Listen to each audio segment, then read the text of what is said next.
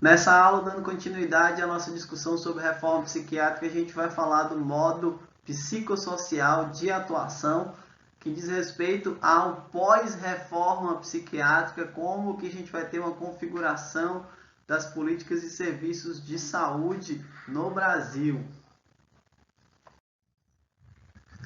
A gente teve a experiência de assistir o Holocausto Brasileiro e assistir a aula passada, onde a gente aborda a contextualização da reforma psiquiátrica. A gente vai ver que há a constituição do modelo manicomial como modelo mais tradicional e há todo um movimento puxado pela reforma psiquiátrica que busca questionar o modelo manicomial e estabelecer alternativas e criar estratégias de um modelo substitutivo ao manicômio para tratar dos problemas de saúde mental. Então a gente vai ver a contraposição, a polarização entre dois modelos, o modelo asilar ou manicomial e o modelo psicossocial, que é inspirador dos centros de atenção psicossocial, que é a forma como a política nacional de saúde mental brasileira ela vai objetivar em termos de serviços o serviço especializado em saúde mental. Então, a gente vai fazer uma análise comparativa a partir de alguns parâmetros fundamentais, como o objeto e meios técnico e teórico da intervenção, relacionamento entre usuário e população, usuários e população, os serviços, como é que eles se relacionam, né, também com esses usuários e população, e as implicações éticas dos efeitos das práticas.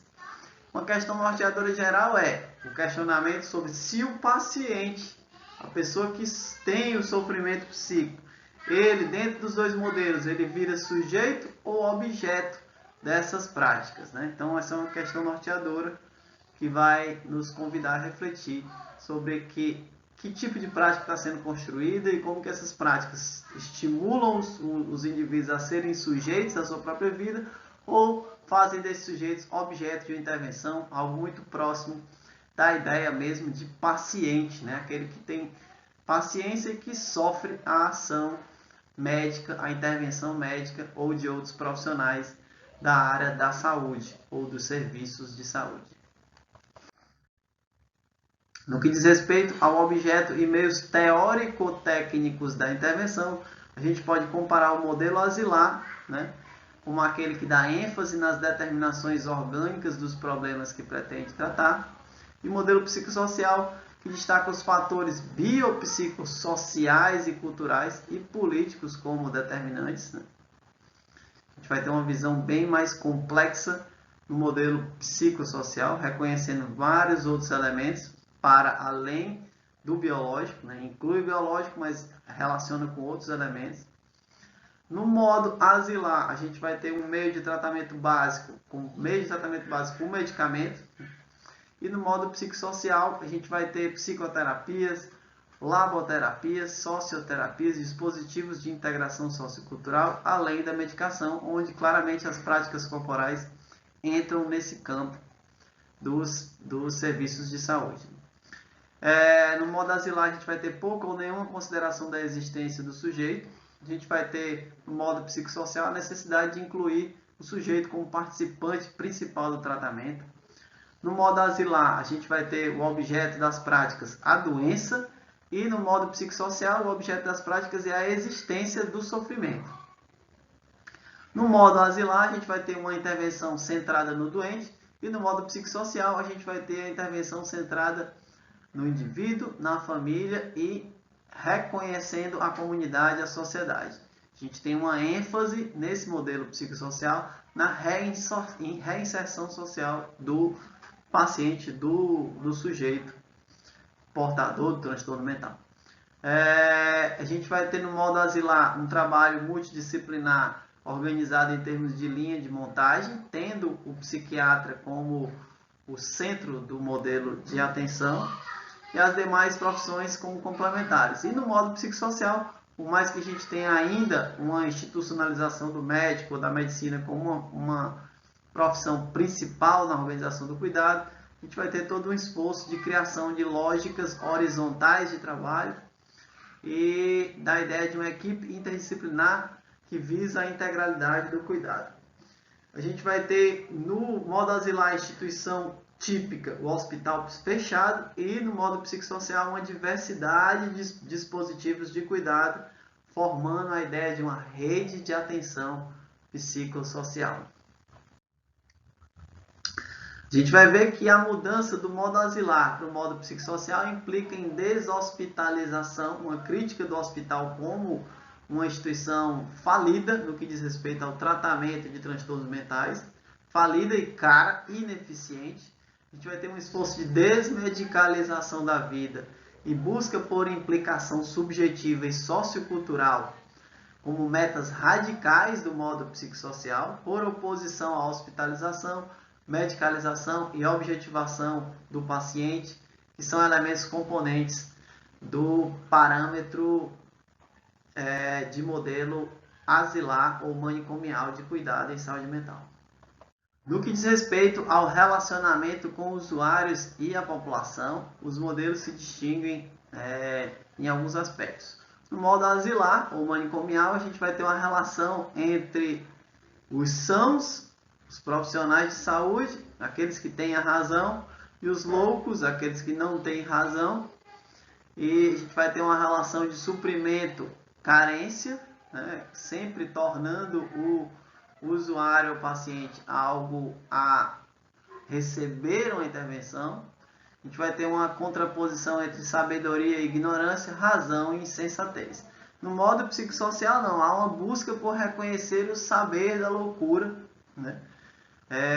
Uma busca por estabelecer uma relação entre sujeitos, uma intersubjetividade, uma relação horizontal e não hierarquizada, como no modelo asilar ou manicomial. A gente vai ter como instituição, a instituição compreendida como um local depositário da clientela, e no modo psicossocial a instituição como um espaço de interlocução e diálogo, né? De acolhimento, né? No modo asilar a gente vai ter a interdição por parte da instituição, que fixa o usuário ao mutismo e à imobilidade, né? Transforma ele que se estabelece dentro da instituição dessa é um monólogo, onde só quem fala são os profissionais, só quem sabe lidar com os problemas são os profissionais, e os usuários, os pacientes, eles viram objeto de intervenção.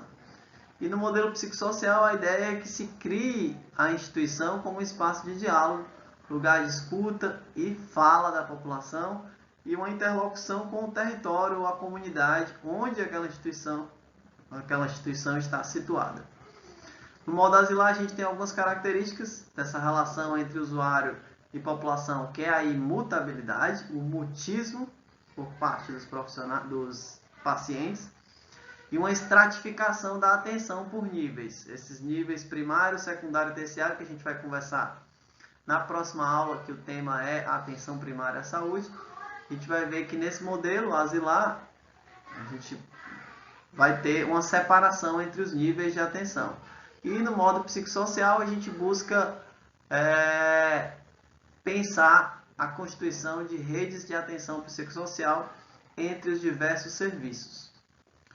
Então, há uma interlocução, há uma relação entre o usuário, uma relação do serviço com o usuário e com a população, e reconhecendo também as nuances, as potencialidades, as características dos territórios onde as pessoas moram, quais são as suas características, quais são os seus serviços, quais são as suas políticas, para fazer uma intervenção situada a partir do ambiente onde o indivíduo mora. Em termos de comparação dos efeitos típicos, em termos terapêuticos e éticos, a gente vai comparar o modo asilar, ele gerando como efeito principal a cronificação, né? Há uma grande ineficiência dessas instituições de tornar as pessoas aptas, por exemplo, ao convívio em sociedade. Elas acabam se cronificando e tendo muitas dificuldades de retornar ao convívio na sociedade. Então, é o que a gente chama de cronificação dos casos. Quanto mais se aprofunda nesse modelo manicomial, pior fica o quadro da pessoa. Isso é comum encontrar nas críticas ao modelo manicomial e asilar. E no modo psicossocial se busca a supressão sintomática, né? Aí está destacado que a supressão sintomática é alcançada, mas nem sempre, né? Mas suprimir aqueles sintomas não seria o objetivo final. A meta seria o reposicionamento subjetivo e sociocultural, que tem a ver com convidar ou trabalhar, criar condições para que o indivíduo aprenda a lidar com os seus problemas, aprenda a lidar com suas potencialidades, com seus limites, com suas características, aprenda a lidar com sua família, com o contexto, com o trabalho, enfim, com toda a dinâmica social existente no território. No modo asilar, a gente vai ter a remoção ou tamponamento dos sintomas, que tem muito a ver com a ideia de uma adaptação do sujeito à realidade, todo um esforço para que esse indivíduo ele se adapte à realidade. No modo psicossocial, como eu falei, há também a necessidade de transformação desse lugar da loucura na sociedade, o que implica também pensar mudanças na sociedade. Paulo Amarante, que é um dos autores mais importantes no que diz respeito à reforma psiquiátrica, ele vai destacar que a reforma psiquiátrica ela se dá visando um processo amplo de mudança social, um processo complexo, que envolve uma dimensão teórica conceitual, uma dimensão técnica assistencial, uma dimensão jurídica e política e uma dimensão sociocultural, como está destacado nesse texto de reforma psiquiátrica e epistemologia que eu coloquei para vocês, onde são destacadas essas dimensões.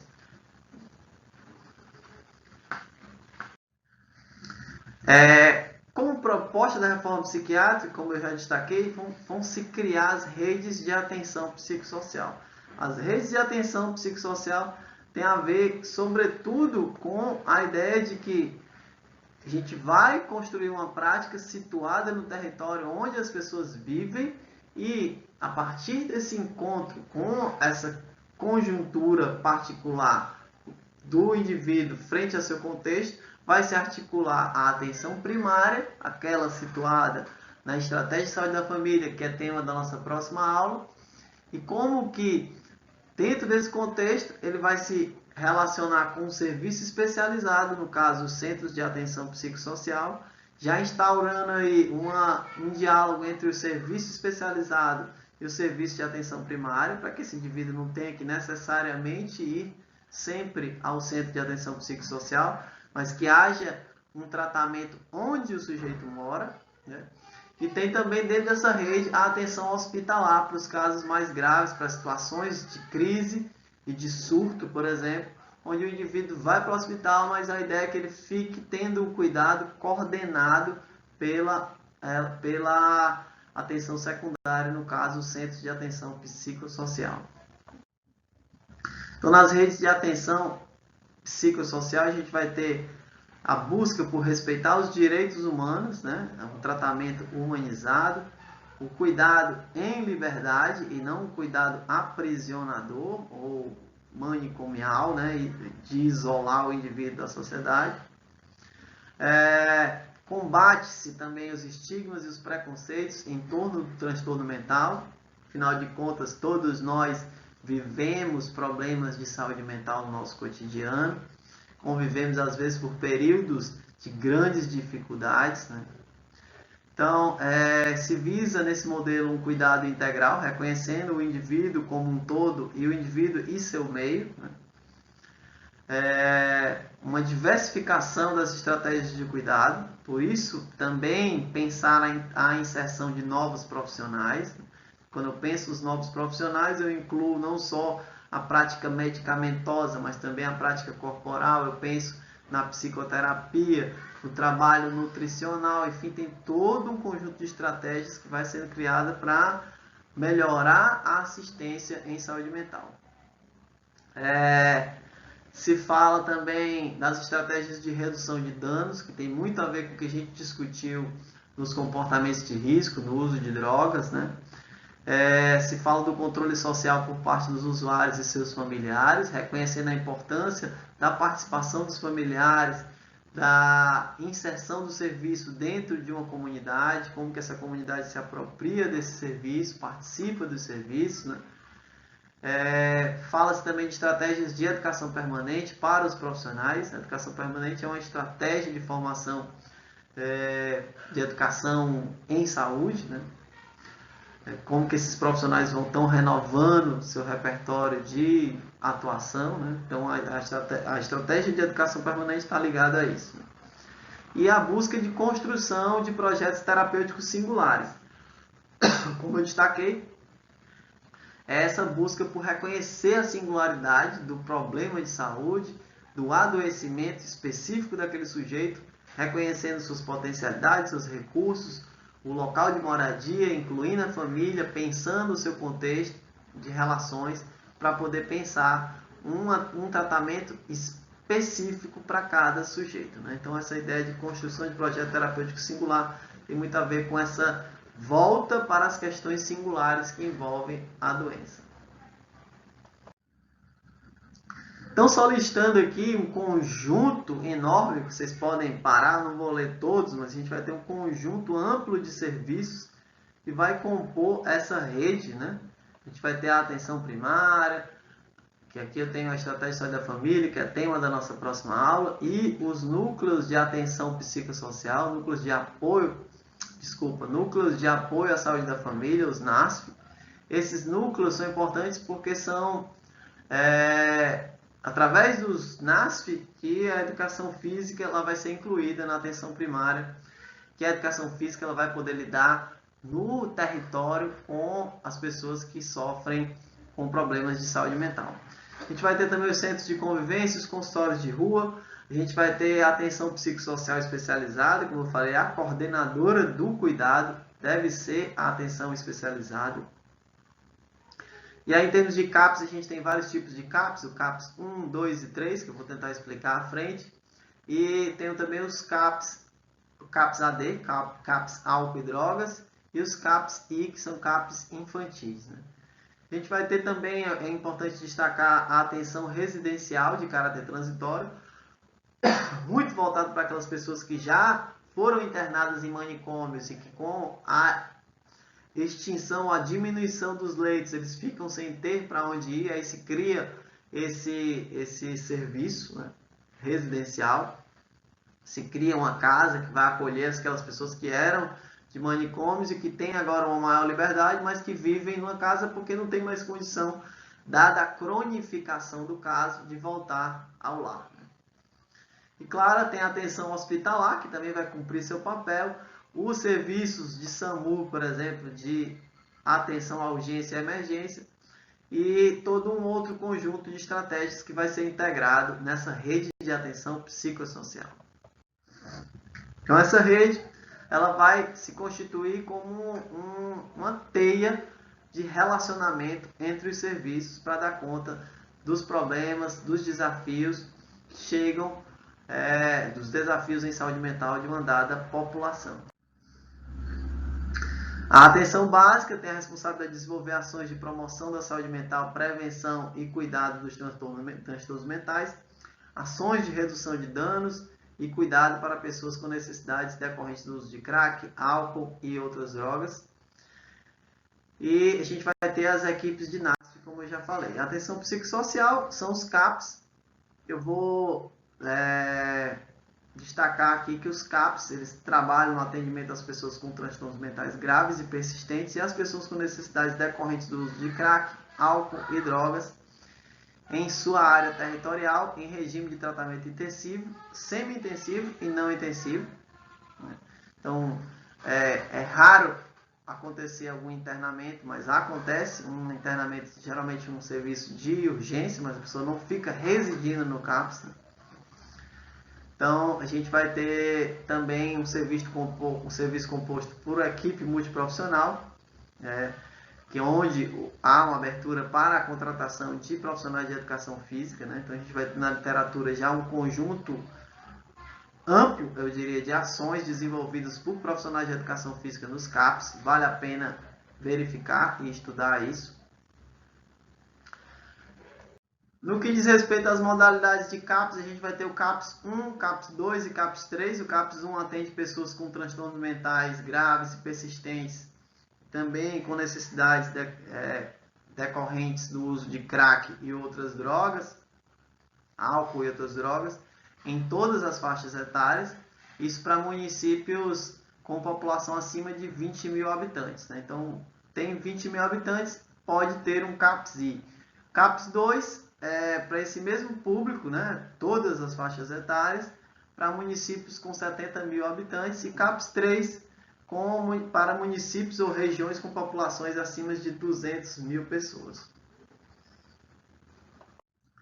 A gente vai ter o CAPS AD, né, voltado para o consumo de álcool e drogas, né, que atende adultos, crianças e adolescentes, considerando as normativas do Estatuto da Criança e do Adolescente com necessidades decorrentes de crack, álcool e outras drogas. O CAPS AD está para municípios a partir de 70 mil habitantes. A gente vai ter o CAPS AD3, né, que atende adultos ou crianças e adolescentes, considerando as normativas do ECA, né, com necessidades e tal. Serviço com no máximo 12 leitos para observação e monitoramento de funcionamento 24 horas, incluindo feriados e final de semana. Esse CAPS AD3 está voltado para municípios ou regiões com 200 mil habitantes. E o CAPS I, que atende crianças e adolescentes com transtornos mentais, e ele é permitido ou possibilitado para municípios acima de 150 mil habitantes. A gente vai ter também, como parte das redes, os serviços de urgência e emergência, né, que são responsáveis pelo acolhimento, classificação de risco e cuidado nas situações de crise, né, de urgência e emergência das pessoas com sofrimento ou transtorno mental e com necessidades decorrentes do uso de álcool, crack e outras drogas, né. Considerações finais, né, do que a gente discutiu até agora. A gente falou da reforma psiquiátrica, da contraposição entre o modelo asilar e o modelo psicossocial, e essa crítica que está como base aí ao conceito de doença mental, a forma de reconhecer e identificar o problema de saúde mental e produzir, diante disso, uma ação que seja terapêutica, que seja humanizada e que seja eficiente no combate, na resolução desses problemas de saúde mental. Então, o modo asilar é um modelo que restringe a visão e as práticas de atenção em saúde mental, atuando sobretudo na medicalização do sofrimento e no tratamento em regime fechado. O modo psicossocial tem ampliado as práticas em saúde mental, incluindo novas profissões, o que é importante para nós da psicologia e da educação física, e fomentando uma nova visão sobre o transtorno mental e as formas de tratar com autonomia e com humanização. A educação física tem participado das redes de atenção especializada em saúde mental. Mas quais são as práticas desenvolvidas? A gente vai estudar isso num tópico específico de aula, que são as práticas relacionadas à educação física no campo da saúde mental e também a educação física no campo da atenção primária. Próxima aula, a gente vai abordar o tema da atenção primária à saúde, baseando-se na estratégia de saúde da família, que constitui uma grande rede de serviços estruturada para dar conta dos problemas de saúde da população, pautado sobretudo pela ideia de que a atenção em saúde deve ser construída dentro dos territórios.